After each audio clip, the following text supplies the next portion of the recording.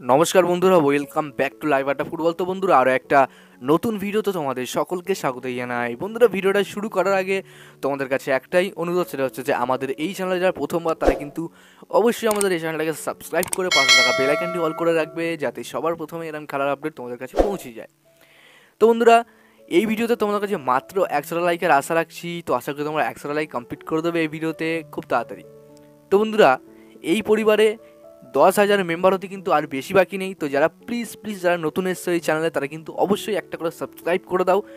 আর subscribe করা কিন্তু খুবই ফ্রি, এবং তোমরা প্লিজ এই ছোটো ভাইটাকে সাবস্ক্রাইব করে দাও। আজকে আমার গলার আওয়াজ একটু ডিফারেন্স শোনাবে, কারণ আমার একটু শরীর খারাপ আছে, যার কারণে কিন্তু তোমাদের কাছে আমি প্রথম থেকেই ক্ষমা চেয়ে নিচ্ছি।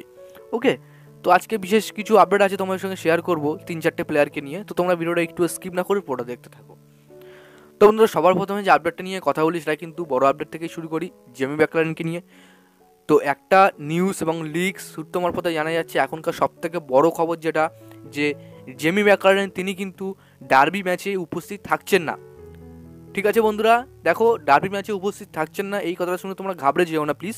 দেখো, প্রথম থেকে জেসন কামিংস এবং দিমিত্রি পেতাতোস এই দুটো প্লেয়ার কিন্তু কন্টিনিউ করবেন, এবং হয়তো জেমি ম্যাকলারেনকে মলিনা হাফ টাইমের পর নামাবে, কিংবা 60 মিনিটের পরে নামাতে পারে, এমনটা কিন্তু খবর বেরিয়ে আসছে। কারণ এই দুটো প্লেয়ারের পায়ে কিন্তু মোহনবাগান ইস্টবেঙ্গল ডার্বিতে গোল থাকে ইস্টবেঙ্গলের ক্লাবের বিরুদ্ধে। তো এটা কিন্তু স্বাভাবিক ব্যাপার। আমরা কিন্তু জেমি ম্যাকলারেনকে প্রথম থেকে নাও দেখতে পারি। তো এই নিয়ে কিন্তু কেউ টেনশন হবে না, জেমি ম্যাকলারেন অবশ্যই খেলবে, কিন্তু সেকেন্ড হাফ থেকে খেলতে পারে, এমনটা কিন্তু খবর পাওয়া যাচ্ছে। সবার আগে তোমাদের সাথে কিন্তু আমি শেয়ার করলাম। ওকে, তো বন্ধুরা, এরপরে যে আপডেটটা তোমার সঙ্গে শেয়ার করবো সেটা কিন্তু অ্যালবার্তো রদ্রিগেজ এবং অনিরুদ্ধ থাপাকে নিয়ে। তো এই দুটো প্লেয়ারকে নিয়ে কিন্তু খবর বেরিয়ে যাচ্ছে। সবথেকে বড় খবর যেটা, যে এই দুটো প্লেয়ারের সাথে কিন্তু কন্ট্রাক্ট আরও এক্সটেনশন করে নিতে যাচ্ছে মোহনবাগান। কারণ অনিরুদ্ধ থাপা যত বছরের ডিল নিয়ে মোহনবাগানে এসেছিল, 3 বছর 4 বছর যাই হোক, তার সাথে কিন্তু আরও 1 বছরের ডিল কন্টিনিউ করবে মোহনবাগান। তো তোমাদের কি মনে হয় যে অনিরুদ্ধ থাপার এই ডিলটা, এটা কি মোহনবাগানের জন্য কোনো বাড়তি অ্যাডভান্টেজ হবে? তো তোমাদের ওপিনিয়নটা অবশ্যই তোমরা কমেন্ট বক্সে জানিয়ে দিও।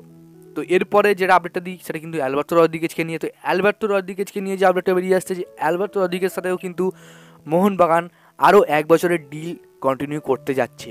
তো তোমাদের কি মনে হয় যে অ্যালবার্তো রদ্রিগেজের সাথে মোহনবাগান যদি এই ডিলটা আরও এক্সটেনশন করে নেয়, তাহলে কি মোহনবাগান কি আরও বাড়তি অ্যাডভান্টেজ পাবে? তোমাদের ওপিনিয়নটা কিন্তু অবশ্যই তোমরা কমেন্ট বক্সে জানিয়ে দিও। আমি দেখতে চাই কারা কারা কেরাম উত্তর দিচ্ছে। ঠিক আছে বন্ধুরা, তো বন্ধুরা, এরপরে যে আপডেটটা দেবো সেটা কিন্তু সবথেকে গুরুত্বপূর্ণ একটা আপডেট, যেটা কিন্তু উইন্টার ট্রান্সফারের শুরু থেকে কিন্তু এসেই যাচ্ছে মোহনবাগান ক্লাবে।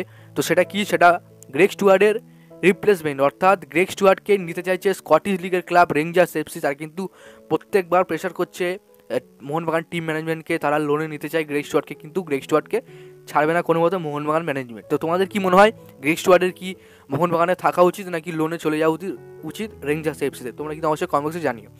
তো বন্ধুরা, আজকের জন্য ভিডিওটা এতটাই ছিল। যেহেতু আমাদের ভিডিওটা একটু ভালো লেগে থাকলে অবশ্যই লাইক করে দিলে আমাদের এই চ্যানেলে প্রথমবারের জন্য চ্যানেলটাকে সাবস্ক্রাইব করে পাশে থাকা বেল আইকনটি